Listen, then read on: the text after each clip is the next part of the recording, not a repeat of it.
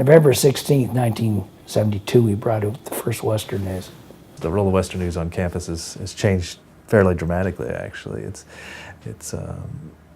I think it reflects what the campus needs at that time. You see over its course, it's been everything from a bit of an instigator to more of a partner, to occasionally it's the place, the forum where some of the larger discussions of the issues of the day on campus was held. One president, George Peterson, said he didn't mind taking his knocks occasionally in the paper because people have different views, and he would rather see what the community reaction was to some of the university policies that were being proposed. And I think they used us, in a way, I think, as a sounding board to determine, what was a good move or what was maybe not bad. And sometimes they tweak policy based on public reaction. Western News had an established and strong news sense. And I'm not sure that news sense is something that is understood by the public, but there was good quality, useful information in Western News, and the newspaper, from what I could see, had always been responsive to its readers. And it was responsible to its readers. It also had a responsibility to its owners, which was the university. But it was just a good paper, and it seemed like an amazing opportunity for me. Whenever you had a hot topic, right, it's easy enough to do what I like to call the Nobel Prize stories. Those are easy to do. They're fun to do. A little more difficult when you have what I was talking about, the university being a big family. When you get those arguments within the family, controversies within the family, it's a little harder you got to work a lot harder to maintain that balance, isn't it? I had one case where a story was measured and by ruler, and the individual said to my boss, "Did you know that there were 3 to 4 inches more copy critical of the administration than in support of the administration?" Making the switch to a community paper, I knew was going to be a challenge, because all of my instincts from close to 30 years had a kind of go for the jugular approach to getting the news. And the only person that you were responsible to was, realistically, your editor. They would decide whether or not you'd gone too far, but they wanted you to give everything that you had.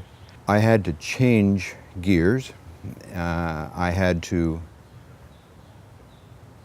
reassess what it was that I thought news was. And so I decided to start thinking about Western News as a community newspaper, and Western as a town like any other town in southwestern Ontario, and that the people who lived there were my neighbors, and I needed to treat everyone around me like my neighbors. So yes, there was news, and sometimes it was uncomfortable, but by and large you tried to present it respectfully, and you didn't set out to hurt anybody's feelings or that sort of thing.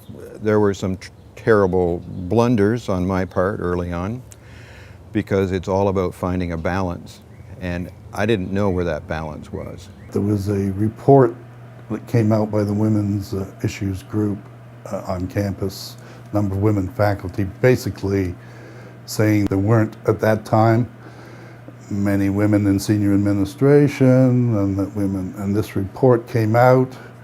We published it, summarized their findings, and the provost was very unhappy.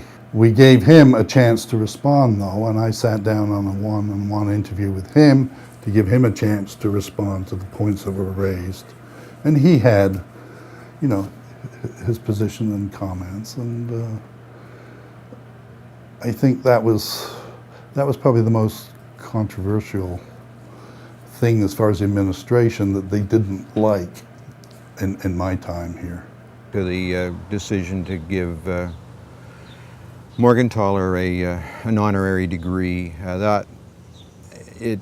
we weren't sure what would happen as a result of that, but the public reaction was swift, not just public, but also on campus and among alumni. We decided very early on that we had a strong role to play in this, and that was to share credible information with our friends across campus, and we needed to tell them what other people were thinking. We even had a column by the chair of the Board of Governors and the president of the university, who were on opposite sides of this position. And I think we fairly represented what the university's feelings were. I was happy with the way that we handled the affair. It felt a little edgy at times because it was such a contentious issue and it's so visceral for so many people. I love I'm a guy who loved the classroom experience. I'm the guy who loved that aspect of university, and I loved the interaction with people that are smarter than I was. I loved working with professors. I loved asking them questions, and now I get to do that for a living. And so the prototypical Western news story to me would be something where we get to go to a corner of the university that maybe hasn't gotten as much attention in the main press or even from our own internal promotions. Talk to them about that work and spark interest not only across our own campus but externally as well. I love finding those little research nuggets that maybe people didn't know about right away. Those little gee whiz stories that you find on a campus about people who maybe do something in their off time that's really interesting. I love finding those staff people on the campus who have touched thousands of lives, yet you've never heard of their name, but they were the person that meant so much to that unit or that faculty. And I like talking to the kids. It makes me feel even worse about my 19-year-old self, how unaccomplished I was compared to some of them. So I think what the prototypical Western news story is a people story, and it's a people story that gives you a window into a part of Western that you may not have already known or heard about, or maybe had heard about a little bit but didn't understand at that depth. I was only here a short while when I started to realize more and more what a very special place Western is. It's a university community family. And I've never changed in my beliefs. It's very special.